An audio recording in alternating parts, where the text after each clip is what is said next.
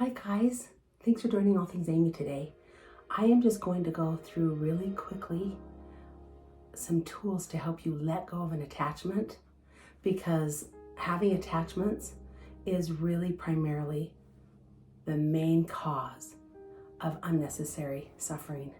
Having attachments to people, things, or outcomes.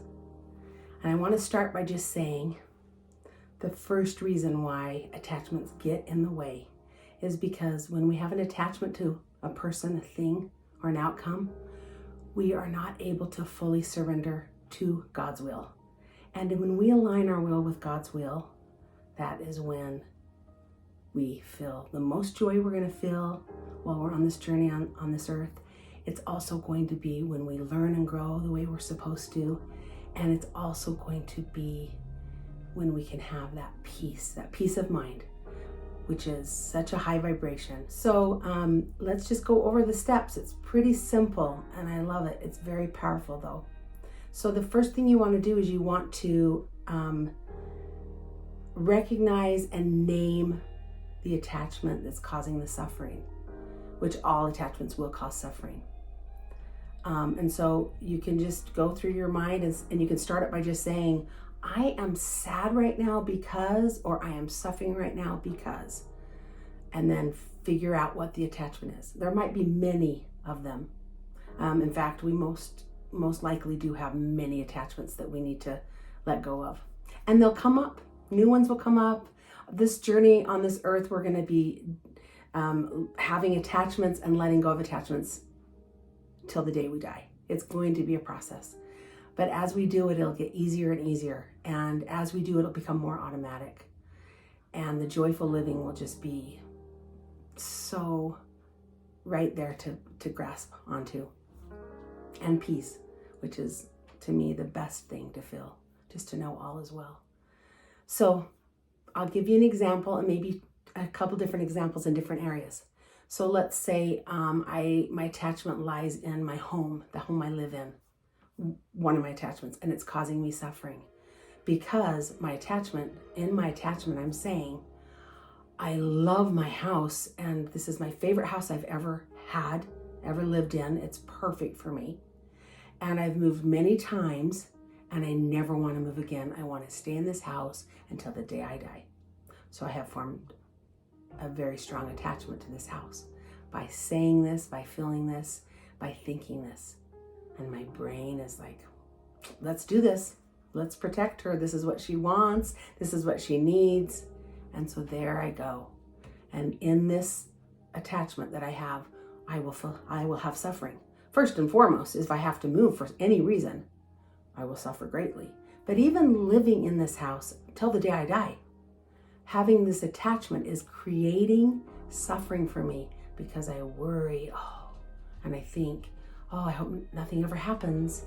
And when things happen, like my husband loses his job, or I lose my income, my job, or something happens, I will suffer thinking, oh no, what if I lose my house? What if I have to move? See, and so there's this suffering, this pain that I just absolutely do not need to have if I can let go of this attachment, which I surely can. So that's the first example. Let's go through the steps. So I have now acknowledged and laid forth what the attachment is. It's clear to my mind and I've made this awareness. Second step is to list, if you can, the payoffs that come from this attachment. All right, so let me use that same example. What would the payoffs be? Well, in my heart or in my mind, I might think a payoff of having this attachment is that I'll do all I can and work as hard as possible to always have the income for this house, or I will make sure that I do my life in such a way that I will never have to move, because that's the payoff, because I really want this. So when you look at the payoff, you see that it is not a payoff. There is not any payoff ever to any attachment, because when you think it through,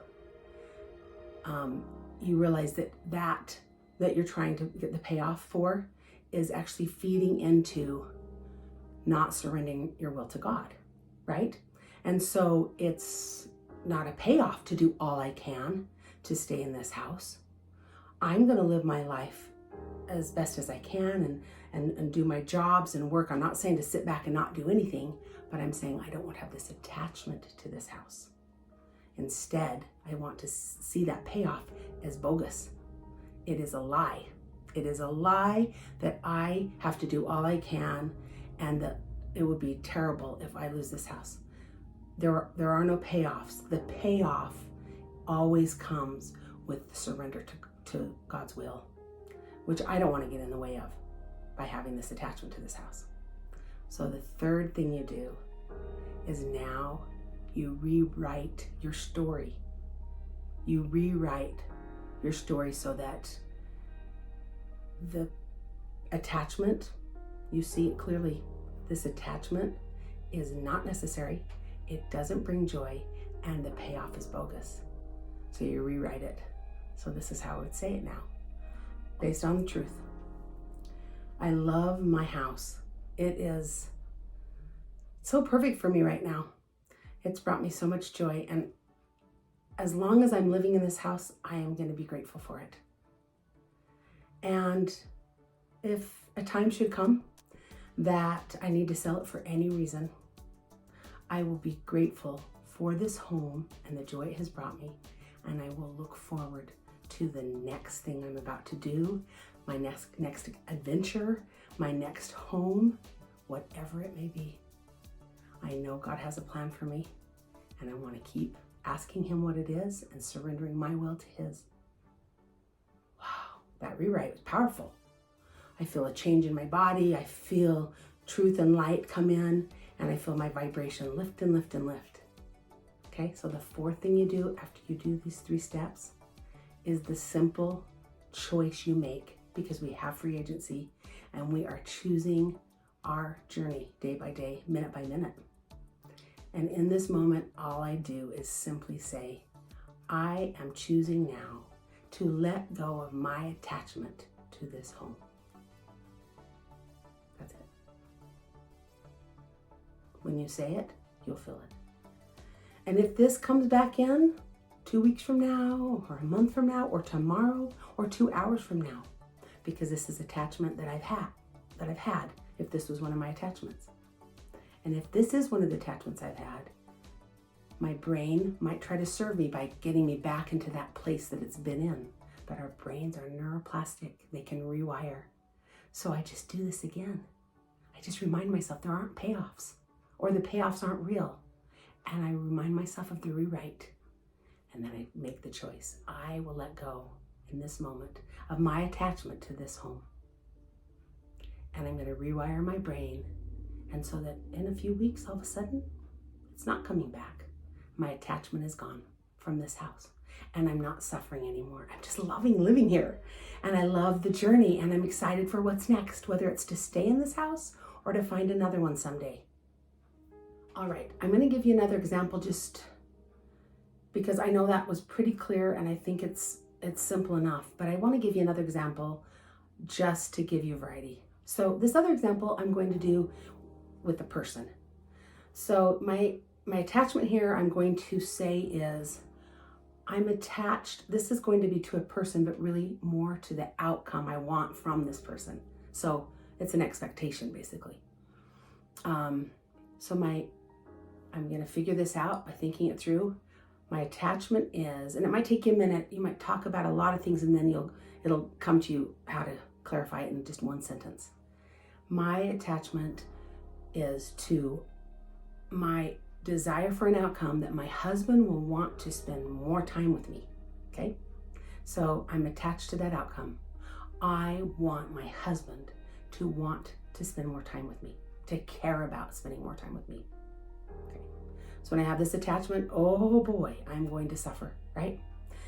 I'm going to suffer because, and this is another aspect of attachments, we can only change from inside out. We can only grow from inside out.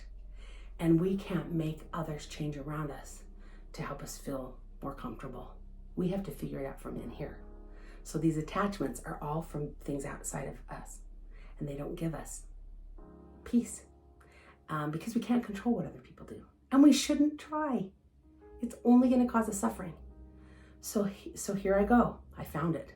So what's the payoff? That's the second thing. So we found out what it is. What's the payoff? Okay, so I would say the payoff is the more I dig into this attachment and I insist upon it and I have discussions with him about it and I need it. I know I need it. I need this change in him. I need this outcome. I need him to care about being with me as much as I care about being with him and spending time with him. Okay, is that a payoff? The more I dig in. No, that's bogus. The more I dig in, the more I suffer. The more strain and stress it puts on our relationship because I'm expecting something that he has to do and I'm expecting a change he has to make. So suffering, unnecessary suffering. So let's get to the rewrite. Number 3, only the truth. Let's rewrite those lies that I'm only going to feel happy or joyful or I'll feel better when he cares about being with me as much as I care about being with him. It's a lie. Here's the rewrite. It can go something like this. All right, I love spending time with my husband. I'm pretty certain that one of my high love language for me is quality time. I love it. I love that interaction. To me, quality time is how I show someone I love them, and it's how I feel someone loves me. However, my husband's top love language is not that one. It's a different one. Let's say it's task-oriented, and he shows me his love and feels love for me when he does something for me or when I do something for him. So I am not in a place where I need him to change his attachment to, or his love language. I don't need him to change his love language. He can love me the way he loves me. And I'm going to take my time, my quality time that I love when I'm with him, and I'm going to enjoy every moment of it.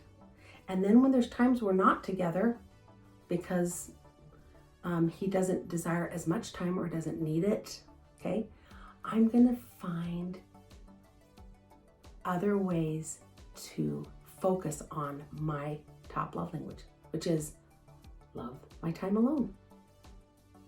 That's quality time with myself. Take a bath. I love taking baths. This is my rewrite. It's a long one. With a friend. Asking, one of my kids to go to lunch with me. Doing a FaceTime. I don't have to put all my focus on this one person with this attachment to an outcome. And I'm gonna learn and grow and develop more relationships. While I still adore my husband and love every moment we have together. And I'm going to accept what he has to offer me, which is he loves to do things for me. That's his love language. So then I see very clearly that I can do my 4th step, which is I choose in this very moment to let go of my attachment for an outcome for my husband to change the way he loves me by caring about time together. I'm letting go of that attachment right now. Vibration comes up. Oh, I'm going to love him more freely now because I'm not going to be all ticked and stomping around and like nagging at him or testing him to see if he's going to do it. All those things come with that attachment. All these negative, suffering types of behavior. Okay, guys, I hope you enjoyed this video. I happen to believe with all of my heart that there's no attachment that pays off. Just take a look at it.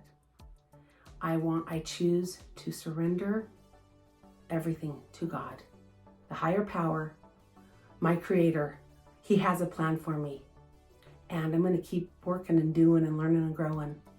And every time an attachment comes up inside of me and I feel it, I'm like, whoa, girlfriend, I'm suffering right now. I'm suffering right now. I am going to choose to let go of that attachment so the suffering can leave, my vibration can lift, and I can love more freely. Because at the end of all of this, the whole end of this whole journey, that is what I hope that I have done, is that I've loved freely with no expectations, and that I've lived and grown and done the journey that God has planned for me. Thanks for joining. I hope you have a wonderful day, and remember, all things done with love.